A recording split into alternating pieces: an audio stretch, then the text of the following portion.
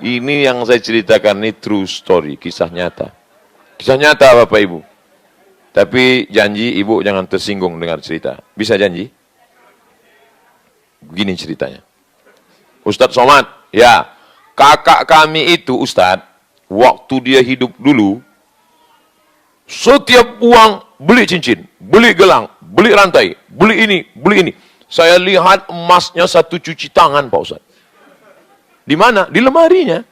Tiba-tiba dia meninggal Pak Ustadz. Terus, di mana emasnya itu sekarang? Dilarikan suaminya, nikah sekali lagi. Tapi kita di awal kan tadi sudah janji, saya tidak mau gara-gara cerita ini ibu pulang ke rumah dalam keadaan marah. Mama, mana teh manis? Buat aja sendiri. Ternyata matamu tajam selama ini melihat ini, mau itu kan?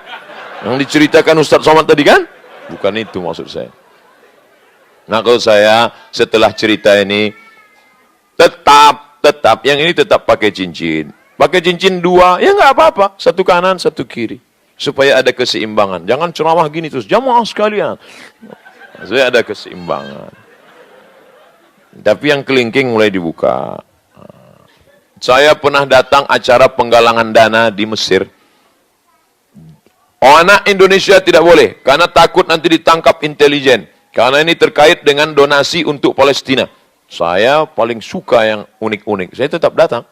Orang-orang Mesir semua ngelihat saya. Ini kok ada yang tidak mancung satu ini, kata dia. Tetap datang. Saya mau ngelihat gimana orang Mesir penggalangan dana. Langsung Khalid Mash'al telepon. Telekonferensi. Assalamualaikum. Waalaikumsalam. Ana Liwa Jenderal Khalid Mash'al min Ardil Muqaddasah. Dari bumi Palestina. Kata dia kirim uang sekarang juga. Kami perlu karena sekarang musim dingin. Kami mau beli jaket, kamu beli peluru. Langsung itu yang mengadakan panitia penggalangan dananya, ikatan dokter dan ikatan muhami, pengacara, advokat, lawyer.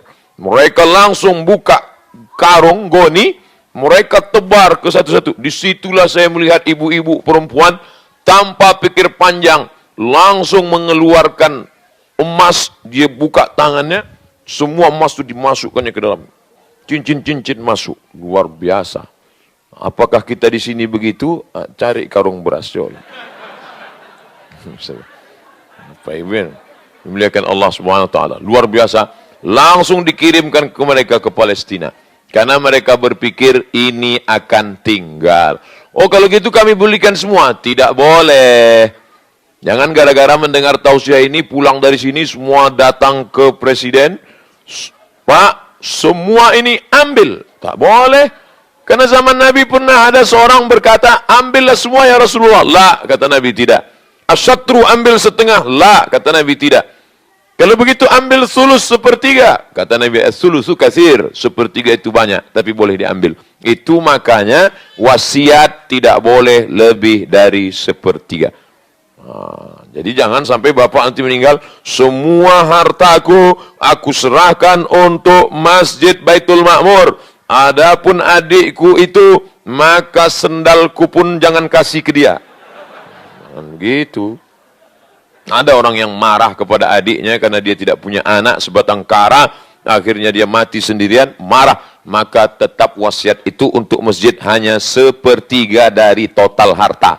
Jadi kalau 1 miliar rupiah, 333 juta, 666 tetap dibagikan kepada istrinya, tetap dibagikan kepada anak-anaknya. Ngomong-ngomong, istri dapat berapa Pak Ustadz? Ini ada bocoran sedikit untuk ibu-ibu, kabar gembira. Walakum nisfu ma taraka azwajukum illam yakul lahunna walad. Kamu para suami mendapat setengah harta istrimu kalau istri tidak melahirkan anak. Menikah ibu sama bapak, dalam pernikahan itu kalian tidak punya anak, maka meninggal bapak, meninggal ibu, maka bapak dapat setengah. Tapi kalau ada anak, bapak dapat 1/4. Bagaimana bagi perempuan? Kalau tidak ada anak, ibu dapat 1/4. Kalau ada anak, ibu dapat 1/8. Jadi kalau bapak hartanya 1 miliar rupiah, ibu dapat 250 juta. Udah, ingat-ingat jatah ibu berapa? Banyak, Bu. Oleh sebab itu, baik-baiklah sama bapak itu dari sekarang. Kalau tidak, nanti menyesal. Bapak Ibu yang dimuliakan Allah Subhanahu wa taala, semua akan tinggal. Sisanya kepada siapa? Lidzakari mithlu hadzil unsayain. Anak laki-laki dapat 2 kali bagian anak perempuan. Habis. Yang kita bawa mati mana? Abdul Somad pakai jaket, tinggal. Ustaz Somad kalau di Indonesia nggak pernah ceramah pakai jaket. Kenapa waktu di Melbourne pakai? Dingin. Terus pakai. Biasa Ustaz pakai sendal aja. Ini kok pakai sepatu. Ini baru dibeli nih. Ini karena mau ke Australia maka pakai. Kalau sampailah kemarin nggak jadi masuk, saya campakkan sepatu ini langsung. Bapak Ibu yang dimuliakan Allah SWT. Saya tidak menduga bahwa visa akan keluar. Maka saya pergi ke Medan, pergi ke Aceh, saya tak ada bawa apa-apa. Saya pakai sendal aja. Saya ceramah kemana-mana pakai sendal. Tiba-tiba datang Ustaz Reza menjemput di Kuala Namu, Medan. Ayo kita berangkat, visa sudah turun katanya. Wah, saya nggak ada persiapan, saya bilang. Nanti kita beli sepatu. Jadi jangan nanti timbul fitnah. Ustaz itu sudah berubah penampilannya sekarang. Sepatunya sepatu anak muda. Gitu. Ini bukan saya yang milih, ini entah siapa yang milih.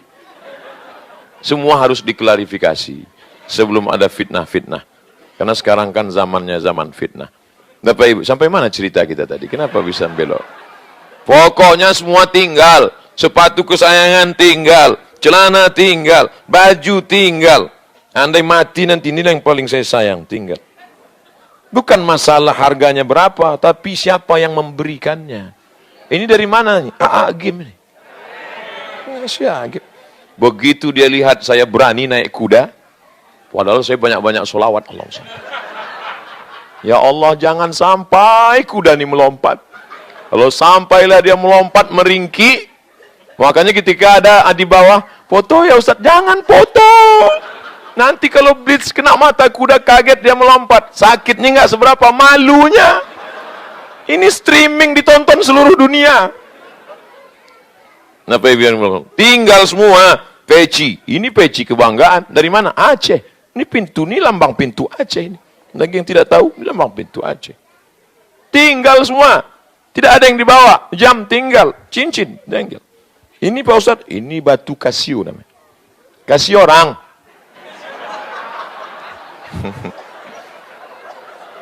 Ustadz pakai ini Pak Ustadz. Insya Allah kalau Ustadz pakai ini, kalau ini digigit ular, nggak apa-apa. Wah, hebat saya bilang. Kok bisa begitu? Kalau ini digigit ular, maksudnya batu ini digigit ular. Ustadz nggak apa-apa. Iyalah, batunya digigit ular. Bapak Ibu yang dimuliakan Allah, tinggal yang kau bawa mana? Anak istrimu pulang ke rumah, hartamu pulang ke rumah, mobilmu pulang ke rumah, selimut bludrumu pulang ke rumah, sepatu sindal semua pulang ke rumah. Yang tinggal cuma satu, wa amaluhu amal. Yang pernah kau berikan berapa dolar dulu untuk Masjid Baitul Ma'mur, itulah yang akan menolong di hadapan Allah. Shadaqatun jariyah, mengalir seperti aliran air. Sampai kapan? Sampai hari kiamat. Yang kedua, ilmun yuntafa'u bih, ilmu yang bermanfaat. Kami Pak Ustaz nggak bisa memberi ilmu bermanfaat. Kami kan bukan LCMA, kami tidak pernah di Kairo, kami tidak pernah di Makkah, kami tidak pernah di Madinah, kami bukan anak pesantren, kami jurusan teknik sipil, kami jurusan teknik informasi, kami jurusan kedokteran. Mana bisa kami memberikan ilmu yang bermanfaat? Ibu tidak mesti sekolah tinggi. Saya punya ibu saya tidak sarjana, tapi saya belajar baca Quran dari ibu saya. Setelah saya hatam Quran, baru ke guru ngaji. Zaman saya dengan anak-anak sekarang beda. Zaman saya orang kampung belajar baca Qurannya, alif di atas, alif di bawah, i alif depan, u a i u. Siapa yang senyum berarti udah tua. Karena anak sekarang nggak tahu itu. Kalau di Jawa, alif fathah, alif fasroh, i alif dhammah, u a i u. Anak sekarang canggih, a, bataba, batata, batasa, basaba. Beda caranya, tapi hasilnya bisa baca Quran. Saya sampai sekarang ceramah di mana-mana, pahalanya tetap mengalir ke ibu saya. Kenapa bukan ayah? Ayah sibuk mencari nafkah, ibu duduk di rumah, habis maghrib panggil, Mat, sini. Mak saya ngemanggil saya dari dulu sampai sekarang. Tetap nggak pernah saya dipanggilnya Ustadz. Mat, sini. Sini sebentar. Baca. Sebelum tidur malam, kau baca doa. Bismika Allahumma ahya wa amut. Belum baca doa makan kan? Baca. Allahumma barik lana fima razaqtana wa qina azabannar. Mak, ini ada lomba azan di masjid. Lomba azan? Iya, tunggu sebentar ya. Rupanya dia pergi ke ustadz, nanya apa bacaan sebelum azan. Karena di masjid dekat rumah kami, sebelum azan, muazin baca. Innallaha wa malaikatahu yusalluna ala nabi. Ya ayyuhalladzina amanu sallu alaihi wa sallimu taslima. Supaya nanti ketika muazin mengatakan asyhadu anna Muhammadar Rasulullah, bersolawatlah, maka dia selalu dengar itu. Dia tidak tahu ayatnya di mana. Dia pergi mencari, diambilnya kertas, minta tuliskan, pulang ke rumah. Nih, mak, aku diangkat mereka jadi imam. Berkumpul semua anak-anak MDA, anak-anak SD, saya diminta jadi imam. Tapi saya nggak tahu bacaan doa imam. Karena belum bisa baca doa, saya baca doa silent. Dia datang ke guru, Ustadz, Somad sekarang diminta jadi imam di antara anak-anak SD. Tolong tuliskan Ustadz. Ustadz nuliskan, saya pun menghafal doa. Allahumma inna nas'aluka salamatan fid din, wa afiatan fil jasad, wa ziyadatan fil ilmi, wa barakatan fil rizqi. Sekarang, kalau saya jadi imam, saya baca doa, mengalir pahalanya ke ibu saya. Kalau saya baca Quran, dimanapun saya ceramah, mengalir. Padahal dia tidak ustazah. Dia tidak pernah mengecap pendidikan agama formal pondok pesantren. Hanya amal kecil. Dulu kalau saya main-main sama anak-anak, lalu saya bawa mobil-mobilan, motor-motor. Ini bukan punya kamu kan? Bukan. Ketemunya di mana? Di jalan tadi. Pulangkan. Nanti mobil ini akan jadi besar, sebesar bukit, dan dia akan menimpa kepalamu nanti di padang mahsyar. Ternyata pelajaran itu sampai hari ini, umur 40 tahun, masuk ke kepala. Terbuka rahasia umur sudah 40. Bapak Ibu yang dimuliakan Allah SWT. Jadi jangan sangka ini yang amal kedua ini hanya bisa dilakukan oleh mereka. Ustadz Riza, Ustadz imam kita, imam surau, imam masjid kita. Adapun kami yang perempuan yang lemah ini nggak bisa apa-apa. Bisa. Sekecil apapun ibu ajarkan, maka dia akan mengalir pahala. Jangan sangka yang ceramah ini yang dapat pahala. Tapi ada orang yang tidak ceramah, mulutnya diam. Dari tadi dia diam saja, tapi pahala dia bisa lebih banyak dari pahala Abdul Somad. Mana? Ini yang masang kamera. Mereka nggak ada ceramah, mereka diam aja. Yang masang kamera itu. Memang resiko kamera ini luar biasa. Banyak orang pakai kamera setelah tua, gini. Terlalu sering. Mudah-mudahan kita doakan tidak. Tapi pahala mereka luar biasa. Saya memberi khutbah Jumat. Di masjid itu datang, tidak terlalu besar masjidnya, masjid kecil, 100 orang. Saya khutbah Jumat. Takutlah kamu kepada Allah. Tapi yang mendengarkan khutbah itu dengan serius, zahir dan batin, hanya 50. Yang 50 lagi, zahirnya di situ, batinnya naik ke planet Mars. Tidur. Dari yang 50 itu, yang bisa pulang menceritakan ke istrinya, hanya 30. Yang 20 tidak. Dari yang 30 itu, yang istrinya mau mendengar, tinggal 10. Yang dua, Adinda, kata Ustadz Somad tadi, alah, pergi sana. 10. Dari yang 10 itu yang bisa menceritakan ke anaknya, tinggal 5.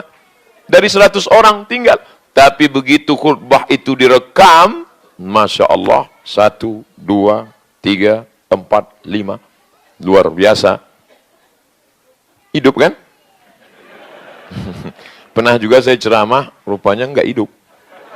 Dek, boleh minta rekamannya? Mohon maaf Pak Ustadz, gaya-gaya aja. Bapak Ibu yang dimuliakan Allah. Rekaman ini diupload ke YouTube. Saya sudah ceramah pulang dari Maroko 2008 sampai sekarang 2018, sudah 10 tahun. 2008 saya pulang bulan Ramadan, 2018 Ramadan ini 10 tahun sudah. Berapa rekaman ceramah di YouTube itu, tidak pernah sekalipun saya yang mengupload. Jadi jangan Ustadz Somad ini dia upload sendiri, dia komen sendiri. Bapak Ibu, kenapa malam ini Ustadz ceramah begitu pede berapi-api? Karena saya melihat diri saya di cermin sana. Luar biasa. Ini metode baru dari Melbourne. Ini akan saya sampaikan nanti ke tempat-tempat acara di Indonesia. Coba kalian buat ada cermin di depan tuh biar Ustaz bisa melihat. Masya Allah.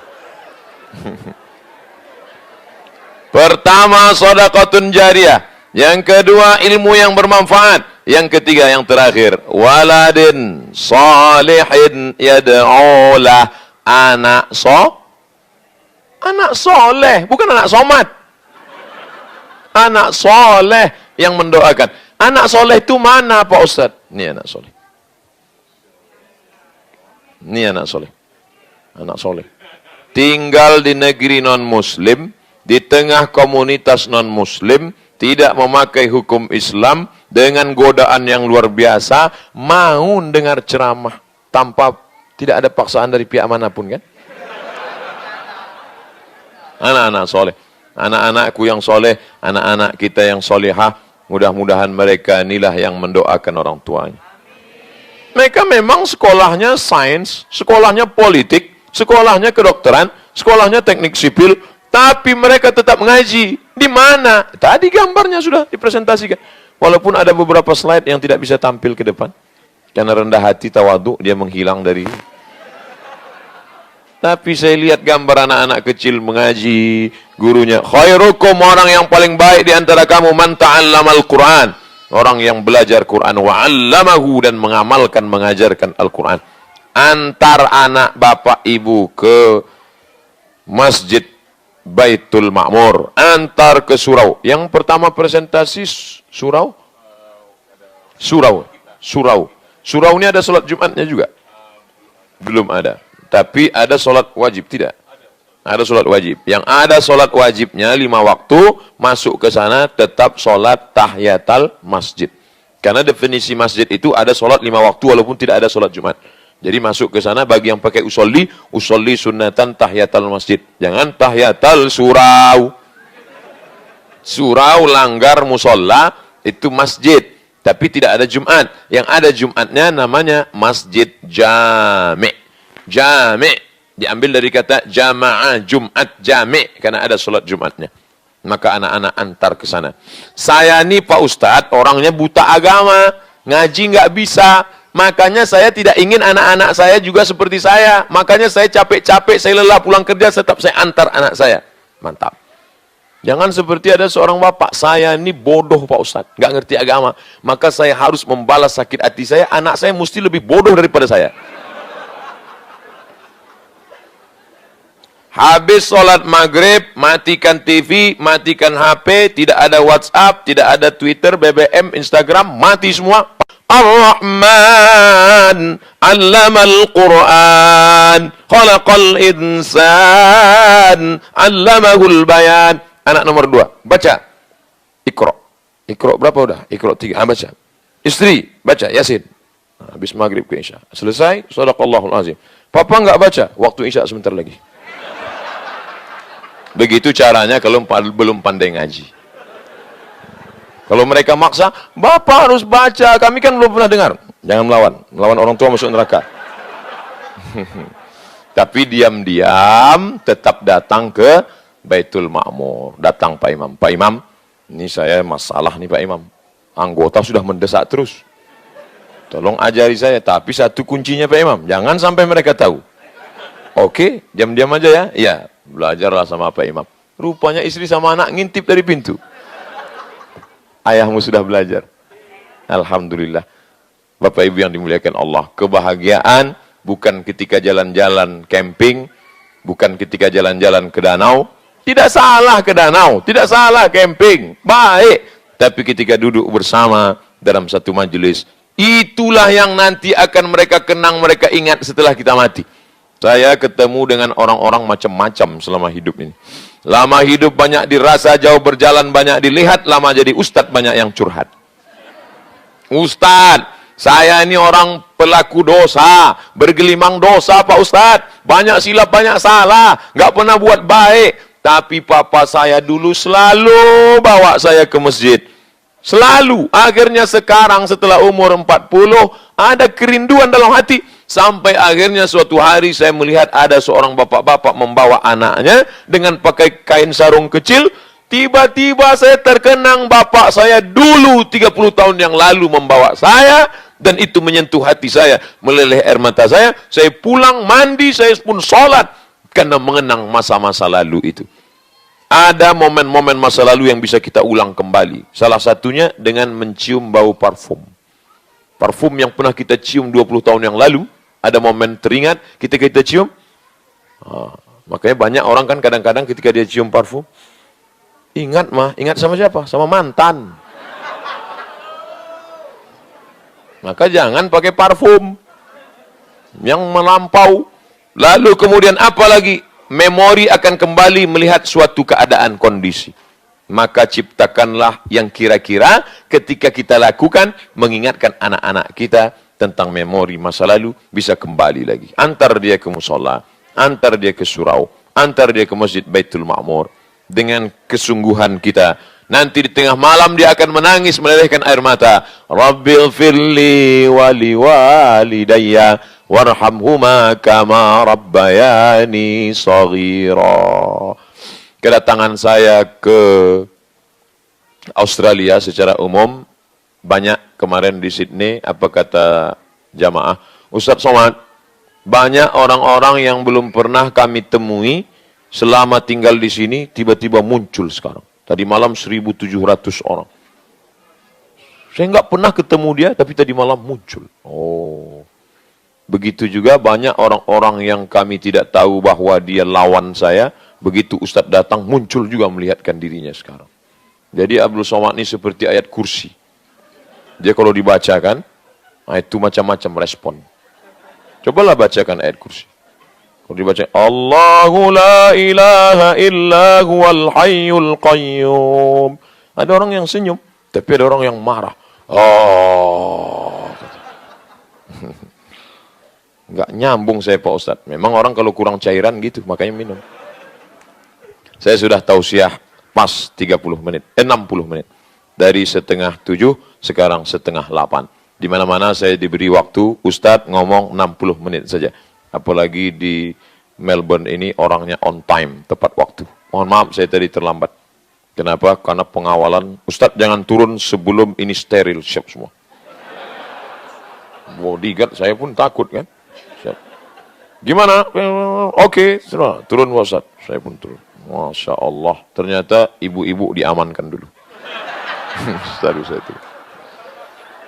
Tentu selama 60 menit ini banyak kata-kata menyinggung perasaan, tidak berkenan di hati. Saya hamba Allah yang dhaif, mohon maaf.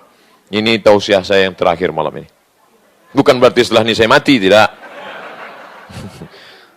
Insya Allah kita akan ketemu lagi di waktu yang akan datang, insya Allah.